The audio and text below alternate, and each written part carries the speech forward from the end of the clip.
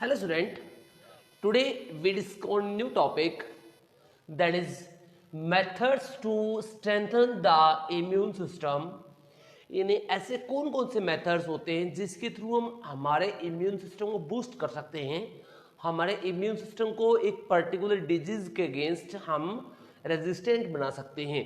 ऐसे कौन कौन से मेथड होते हैं और उस मेथड का जो नाम होता है वो होता है इम्यूनेशन यानी वैक्सीनेशन। क्या होता है? इम्यूनेशन या उसे बोलते हैं vaccination.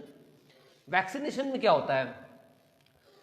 The process of intaking vaccine, vaccine को देने की प्रोसेस होती है, यानी किसी पर्सन को वैक्सीन दी जा रही है उसको देने की प्रोसेस होती है, that is known as vaccination. क्या बोलते हैं इसको? वैक्सीनेशन कहते हैं। अब वैक्सीनेशन क्या करती है? वैक्सीनेशन के अंदर क्या होता है? Vaccine make immunity in the body against specific disease. Vaccine क्या करती है? बॉडी के अंदर जब दी जाती है तो क्या करती है? बॉडी के अंदर एक इम्यूनिटी तैयार कर लेती है, एक एंटीबॉडी तैयार कर लेती है अगेंस्ट ए डिजीज। मान लीजिए हमने टाइफाइड के लिए कोई वैक्सीन दी है, या फिर मान लीजिए आपने स्टार्टिंग में, आपको पता ही है बिफोर 5 ईयर यानी 5 साल से नीचे की वाली एज होती है, बिलो 5 ईयर से एज होती है, उसमें पोलियो वैक्सीन सबसे कॉमनली दी जाती है। पोलियो की ड्रॉप्स होती हैं, वो पोलियो जो ड्रॉप्स होती है यानी इसे कहते हैं साल्क वैक्सीन। क्या बोलते हैं इसको? साल्क वैक्सीन नाम दिया गया पोलियो वैक्सीन को। जो पोलियो वैक्सीन है, पोलियो वैक्सीन के अंदर, पोलियो वैक्सीन क्या करती है? बॉडी के अंदर इम्यूनिटी तैयार करती है against the polio virus, right. और ये क्या करती है? एक वैक्सीन जो होती है वो स्पेसिफिक डिजीज के लिए होगी, जैसे ट्यूबरकुलोसिस के लिए बीसीजी आती है, राइट, इस तरह से, और बीएमआर आती है। इस तरह कुछ वैक्सीन होती है जो मार्केट में इजीली अवेलेबल है, जो क्या करती हैं? एक पर्टिकुलर डिजीज या एक ग्रुप ऑफ डिजीज के अगेंस्ट क्या बनाएगी? एक रेजिस्टेंट बना लेगी, बॉडी में एंटीबॉडी तैयार कर देगी, राइट, जिससे वो डिजीज होती है हमारी बॉडी में नहीं हो पाएगी। अब जो वैक्सीन जो यूज करते हैं, इन वैक्सीन में हम जनरली वही एजेंट डालते हैं जो डिजीज कोज करता है जनरली। ये कैसे? ये डिजीज कोज नहीं कर सकता, ये क्वेश्चन यहाँ पे माइंड में आ सकता है। अगर मान लीजिए टाइफाइड के लिए यहाँ पे बैक्टीरिया जो है सैल्मोनेला टाइफी, वो बैक्टीरिया एंटर करवाएंगे हमारी बॉडी में, लेकिन वो बैक्टीरिया जो होगा वो किस फॉर्म में होगा? या तो डेड होगा या फिर क्या रहेगा? इनएक्टिव वीक फॉर्म में होगा, क्योंकि डेड करने के बाद हमारी बॉडी में एंटर करेगा तो बॉडी में एंटीबॉडी बनेगी, हमारा नेचुरल सिस्टम बूस्ट होगा।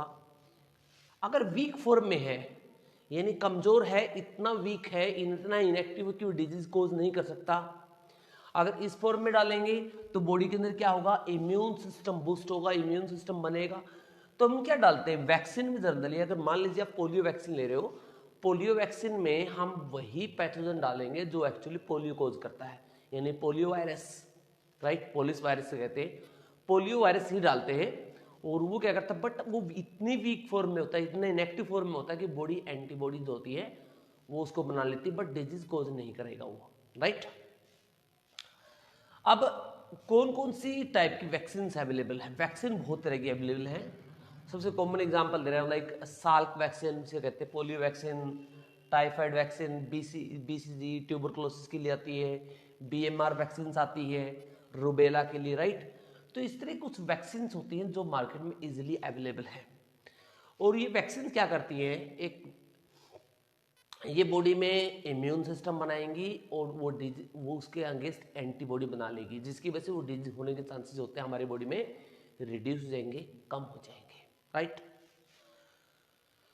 अब इस चैप्टर का जो लास्ट टॉपिक जो बचता है वो बचता है कि हम के डिजीज के अगेंस्ट कैसे प्रिवेंट कर सकते हैं डिजीज का, यानी हम कैसे कौन कौन से मेथड अपनाएं जिसकी वजह से एक पर्टिकुलर डिजीज से हम बच सकते हैं। वैक्सीन के अलावा भी अदर मेथड की बात कर रहा हूँ मैं। अदर मेथड ये होते हैं, जैसे मान लीजिए आपने बात की मलेरिया की, आपको मलेरिया से प्रिवेंट होना है। मलेरिया से क्या क्या प्रिवेंशन कर सकते हो?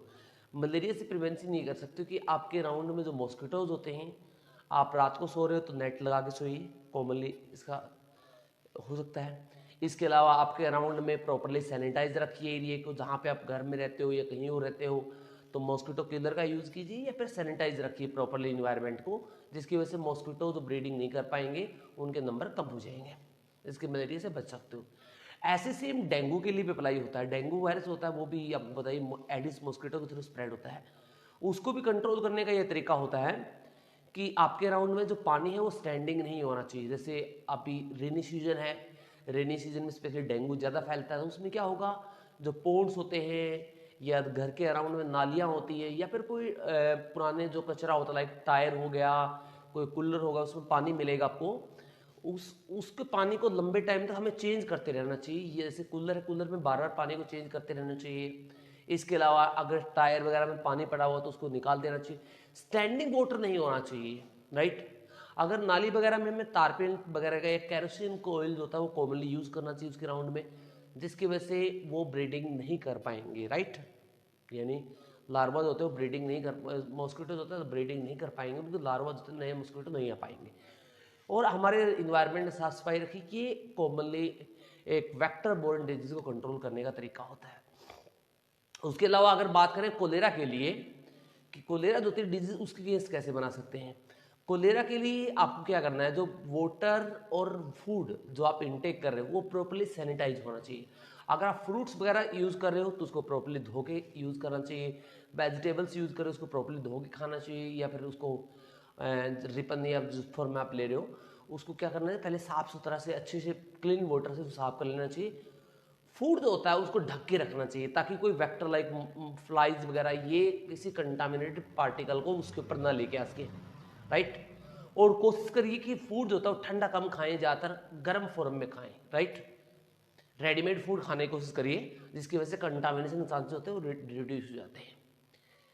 इसके अलावा अगर हम देखें दूसरी फॉर्म अगर देखें लाइक हम अदर डिजीज की बात करें, जैसे मैंने इसकी एग्जांपल दिया, ट्यूबरकुलोसिस का एग्जांपल दिया था। ट्यूबरकुलोसिस का एग्जांपल ये होता है अगर कोई इन्फेक्टेड पर्सन है उससे थोड़ी डिस्टेंस बना के रखिए, उसके डायरेक्ट टच में ना आइए, राइट। उससे डिस्टेंस बना के ही आप इस डिजीज को रोक सकते हो, राइट।